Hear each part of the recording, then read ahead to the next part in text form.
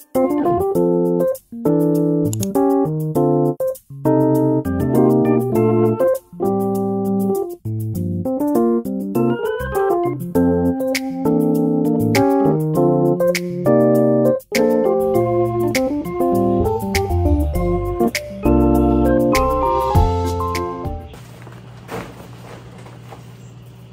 guys, so today I'll be doing a stationery haul from National Bookstore. So, this is what I bought from National kanina sa SM North EDSA. So, ito yung first na nakuha ko. This one is an organizer and I think this one is $6.99. So, pinuha ko tong organizer na to kasi ayan, ganyan siya.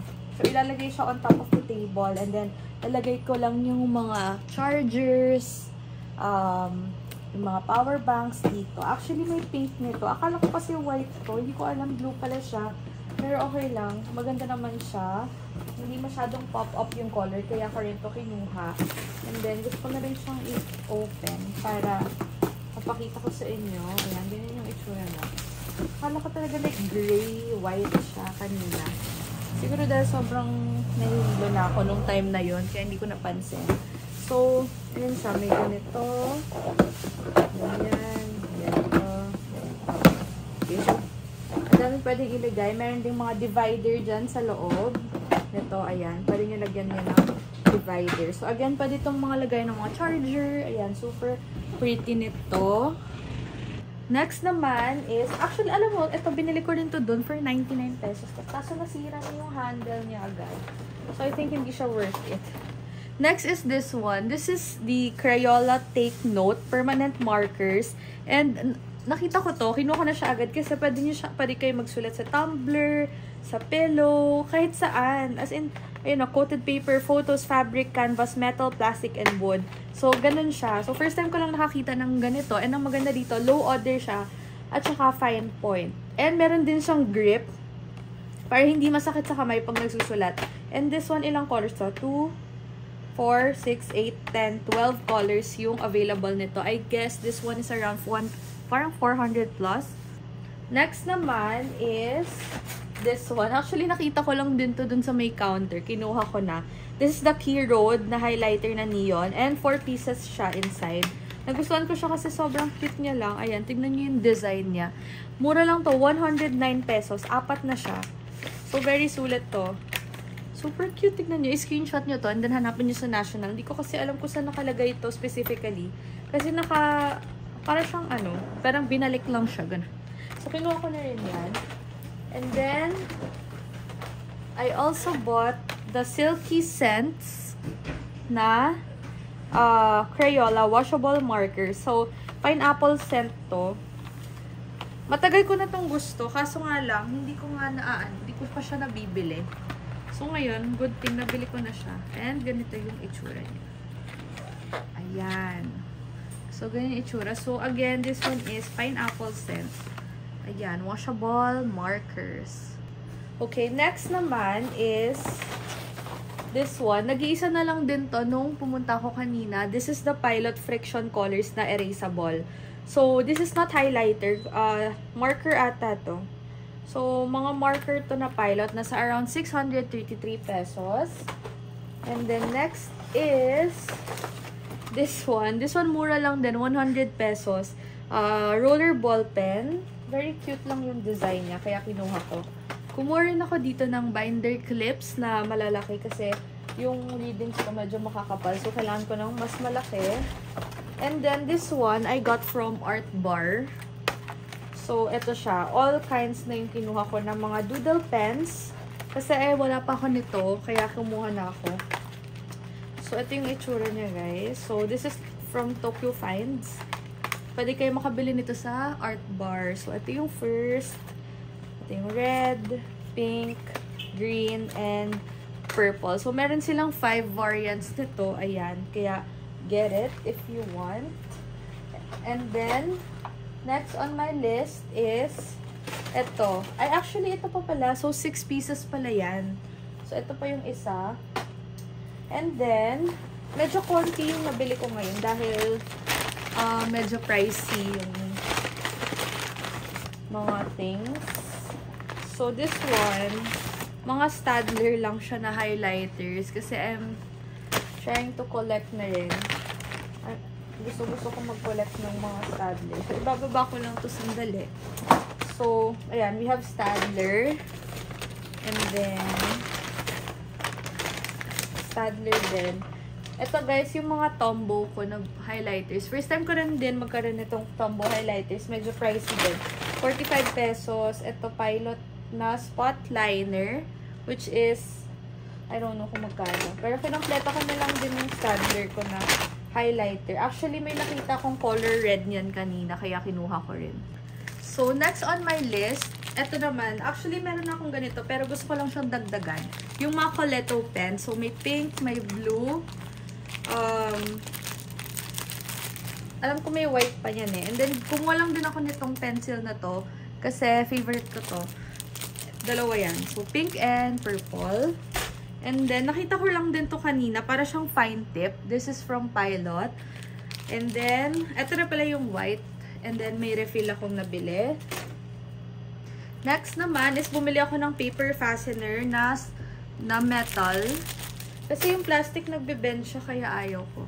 And then, meron tayong Pilot ball pen. Ito yung favorite ball pen ko as of now. Refill ulit ng High-Tech Coleto. Barbie pencil. And then, color green naman itong fine liner from Pilot. High-Tech Coleto na black na refill. And then, High-Tech C Coleto na barrel ulit. Pilot na fine tip na pink and blue. And then, lastly, itong super red na text liner from Staedtler. Next naman is kumuha ulit ako ng Scotch tape. Itong magic tape. Ginagamit ko to kapag kunwari may kailangan akong i-tape sa dingding or sa wall, ganyan. Ito siya. And then, Barbie pencils again. And then, another High-Tech C Coleto na refill. And then, guys, para naman may bago sa collection, bumili ako nitong foam maker or para siyang para siyang ano, yung may shape kapag ano na mo, parang pinuncher mo. So, meron tayong butterfly, star, bear, and then ito para siyang flower. Actually, buong binili ko talaga yung mga design like candy, snowflake, ribbon, at saka itong parang clover. Ayan. So, 120 each lang yan. So, very affordable sa National Bookstore. Last but not the least, itong paper bag na to. Puro siya Acroball. So, yun yung tsura niya. All kinds ng Acroball. 12 designs. Ayan, nakompleto na natin. We have maroon, pink, black, blue, purple. Ayan, purple, pastel purple, white, pastel green, blue, and then parang ivory white, pink, at saka itong pastel purple. So, ganyan siya. Ayan. 131 pesos each lang to. So, guys, ayan na siya lahat. And, i-review natin yan isa-isa sa TikTok.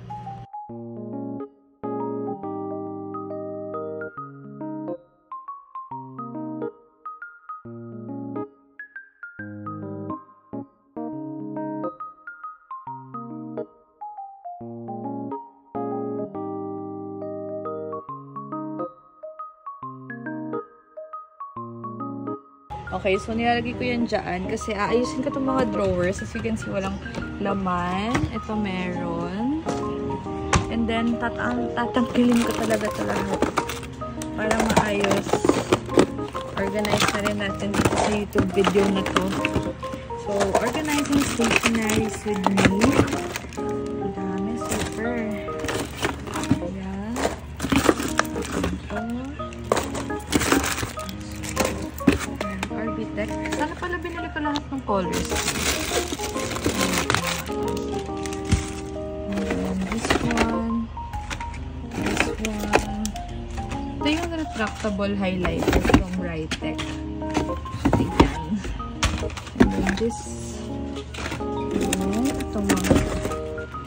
Ayan. So, wala nung laman. And then, ito pa guys. So, ayusin ko kasi siya. So, kailangan wala talagang laman completely. Super daming laman. What is this? Ayan. May mga ball pens na ganito. And then, ito ayan, mga doodle pens. Kailangan natin i-alis muna lahat. Ano ba ito? Plastic. And then this, huwag natin gawin itong aesthetic kasi hindi talaga aesthetic tong video na to. Kasi look, it's so makalat.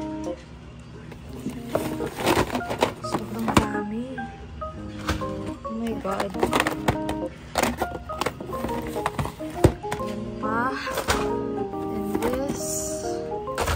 And then this one. Ito yung mga paleto pens ko. Na hindi ko alam saan ko ilalagay. Siguro dito ko muna siya ilalagay. Yan. This one. So, ito yung itsura niya right now. Very chaotic. And di ko na alam saan lalagay. So, itong mga doodle pens, nilagay ko na lang siya somewhere here. And then, itong mga highlighters. And then, Staedtler. Yan. Ito yung mga lalagay natin pag ganito. Sana magsara siya. This one, I think it's impossible to... What's this? Uy, kasha. Okay, and then Sharpie.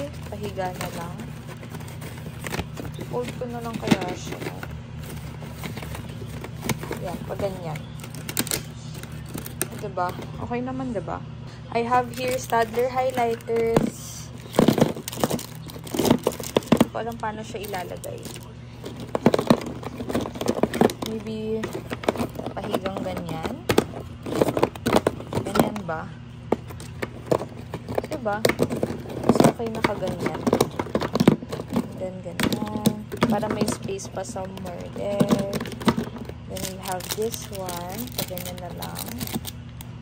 Diba? Anyway, sara muna natin to. Dito tayo sa second drawer. So, ito yung mga boxes na ilalagay ko dyan. See? Okay, so, paano ko ba siya ilalagay? Paganyan. Yan. And then this one. Hindi ko alam guys kung paano magkakasya lahat. Pero, let's try. Hopefully magkasya siya kasi wala akong paglalagyan. Ayan. And then, ito pa pala. Lalagay natin here. Yan. And then, yung mga ball pens guys, like, My Metal. Yan. Itong mga ball pens na to. Let's put it all together. Yan. Ito muna. Ito kasi yung mga ball pen areas ko. So, lagyan natin dito. Ayan. Lagyan ko lang muna siya somewhere here. Ayan. And then, ito pa. This one. Pagsasama-samahin ko muna lahat ng mga ball pens bago ko siya ayusin. Para mabilis. This one also. This one. Ayan, may mga highlighters pa ako like this na pwede kong ilagay dito. Sa area na to. Diba? Very fit talaga. Galing.